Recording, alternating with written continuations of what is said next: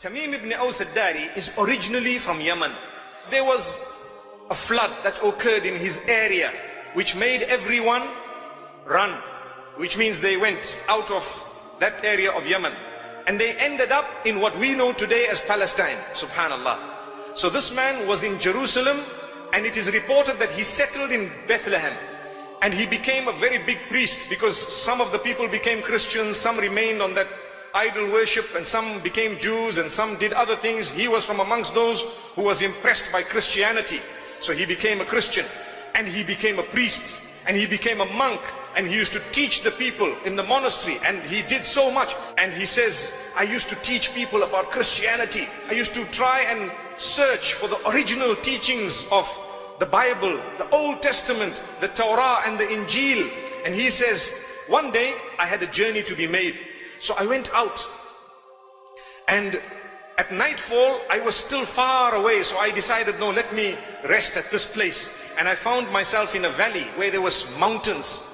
And for the first time I felt so scared, because I know about jinn. May Allah subhanahu wa ta'ala protect us from the jinn and even from the evil of mankind. Ameen.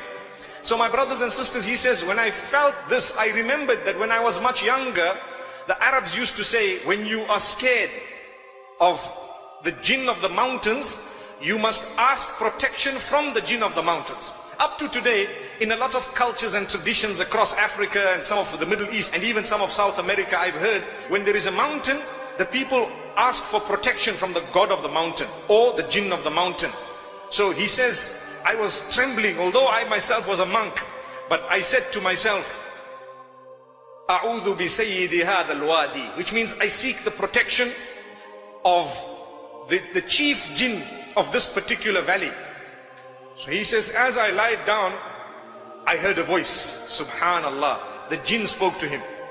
What did they say to him?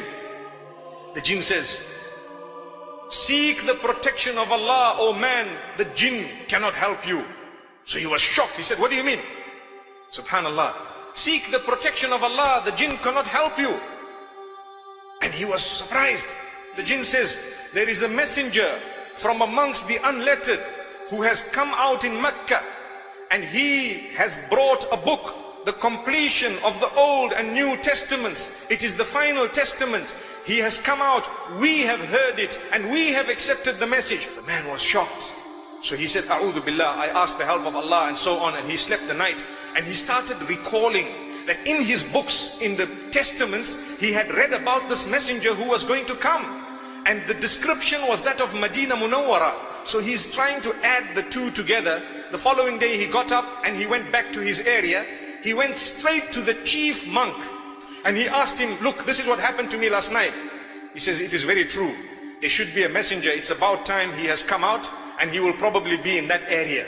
So he says, I started gathering some of my friends, and we gathered a group of people. It was the 9th year of Hijrah. And subhanallah, he says, we arrived in Medina Munawwara. We looked at Rasulullah sallallahu alaihi wasallam, and immediately I told him, I bear witness you are the messenger. Allah is one. There we are. Subhanallah. So who invited him to Islam? It was the jinn. Subhanallah. Tamim ad-Darri. Tamim ad-Darri. Constantly we're worried Islam is under attack.